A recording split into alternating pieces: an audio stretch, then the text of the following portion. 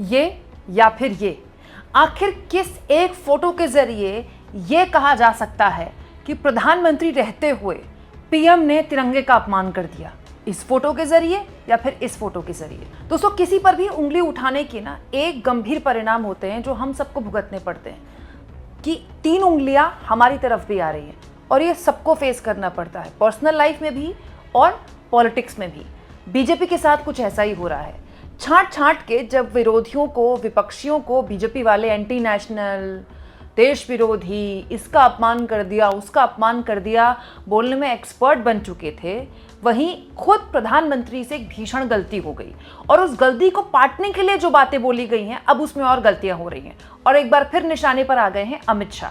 दोस्तों, हुआ क्या, आपको याद होगा 15 अगस्त के मौके पर प्रधानमंत्री की इस वाली फोटो को लेकर बहुत चर्चा हुई कि प्रधानमंत्री ने, उनकी टीम को इतना भी नहीं पता कि तिरंगे को जब आप रिप्रेजेंट करते हैं कहीं पर भी, जैसे उन्होंने यहाँ पर रखा हुआ है पॉकेट में, इसका जो सीक्वेंसिंग है वो गलत है। आपने भी ऐसी बहुत सारी वीडियोस देखी होंगी, जैसे यहाँ पर केसरिया, जिसको सैफरन बोलते हैं, वो सबसे आगे रखा गया, फिर वाइट। तो लोगों ने कहा कि प्रधानमंत्री को सीक्वेंस के बारे में जानकारी भी नहीं कि सैफरन पीछे रखा जाता है।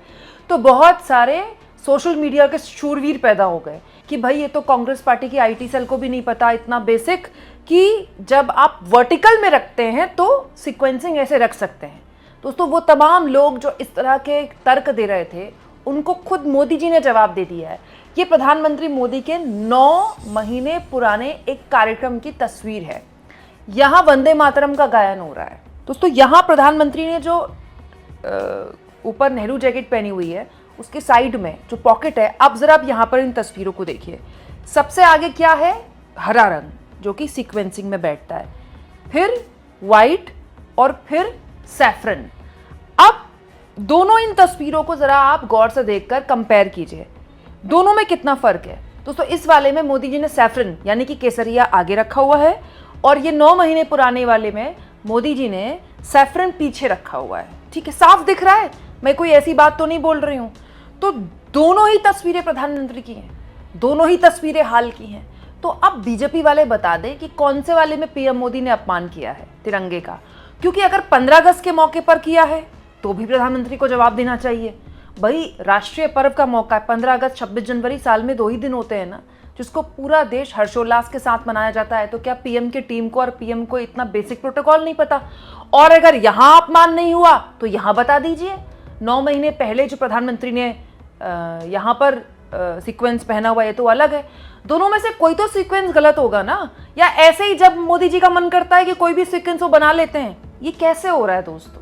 ये एक वक्त में बीजेपी का आईटी सेल करता था, इन दिनों कांग्रेस पार्टी कर रही है। और अब सीधे सीधे सवाल आ गए अमित शाह के ऊपर। क्यों? क्योंकि हुआ क्या था, 15 अगस्त के मौके पर कांग्रेस पार्टी के दफ्तर में सोनिया गांधी जब वंदे मातरम हो रहा था तो कुछ बात करने लगी। बाद में कांग्रेसियों ने कहा कि भाई सोनिया गांधी मल्लिकार्जुन खड़गे के लिए बोल रही थी, इतने लंबे टाइम तक खड़गे साहब खड़े नहीं रह सकते। वो भी कोई तर्क नहीं है, सोनिया गांधी को खड़े रहना चाहिए था जब वंदे मातरम बोल रहा था। लेकिन इसके लिए अमित शाह ने बयान दिया था कि सोनिया गांधी देश से माफी मांगे। और इनकी निर्लज्जता देखिए, कांग्रेस पार्टी के मुख्यालय पर वंदे मातरम का गान हो रहा था। चालू गान में कांग्रेस की नेत्री सोनिया जी ने कांग्रेस अध्यक्ष को गान रोकने का कहा। हम सब टीवी पर देखते रह गए। 80 साल के बाद बंकिम बाबू का ये अमर मंत्र, अमर गान जब फिर से सम्मान प्राप्त कर रहा है, वो भी सोनिया जी को राज नहीं आता है। सोनिया जी, 140 करोड़ की जनता आपको देख रही है। आपके द्वारा किया गया ये पाप इस देश की जनता कभी माफ नहीं करेगी, कभी माफ नहीं करेगी।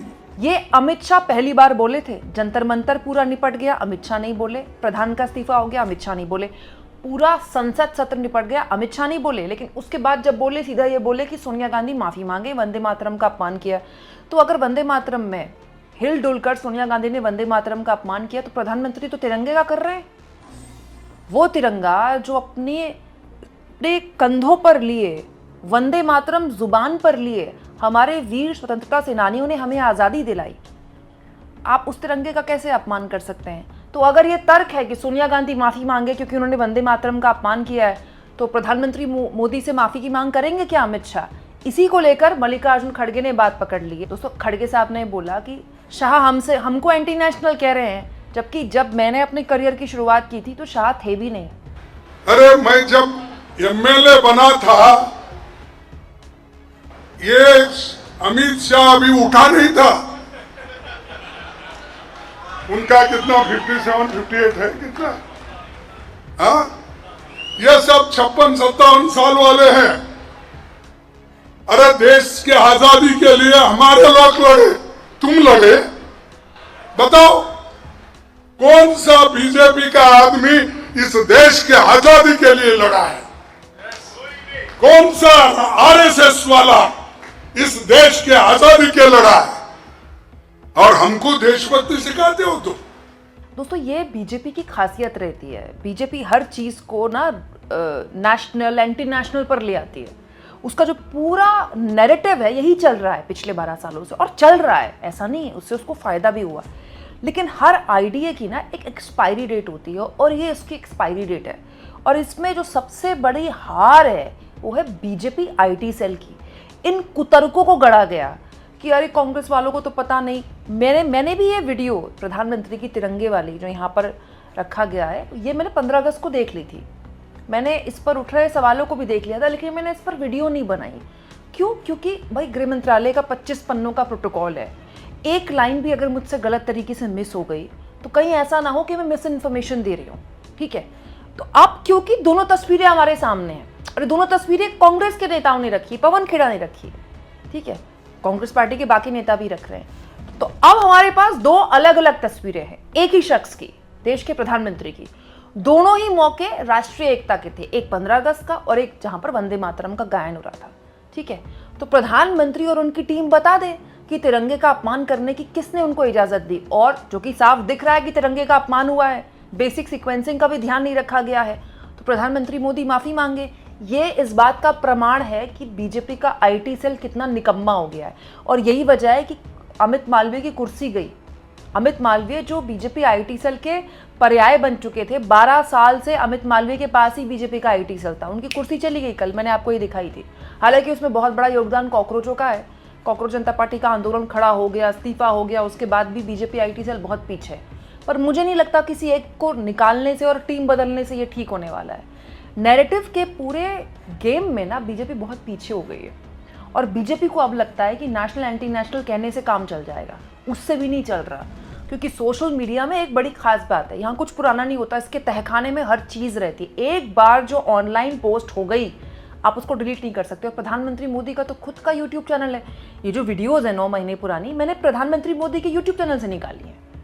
तो हर चीज़ जब पब्लिक प्लेटफॉर्म में है तो बीजेपी के लोगों को किसी दूसरे से माफ़ी मांगने से पहले स्वयं अपने गिरेबान में झांकना चाहिए। आपको क्या लगता है दोस्तों, ये इस फोटो पर कुतर्क गढ़ के कि ये सीक्वेंसिंग होती है, वर्टिकल पे ये होती है, हॉरिजॉन्टल पे होती है, बीजेपी वालों ने अपने पैर पर कुल्हाड़ी मार ली है? और जो वंदे मातरम के अपमान को लेकर सोनिया गांधी से माफ़ी की मांग कर रहे थे, अब किससे माफ़ी मांगेंगे? कमेंट बॉक्स में ज़रूर लिखें, और जितना हो सके दोस्तों चैनल को शेयर भी करें।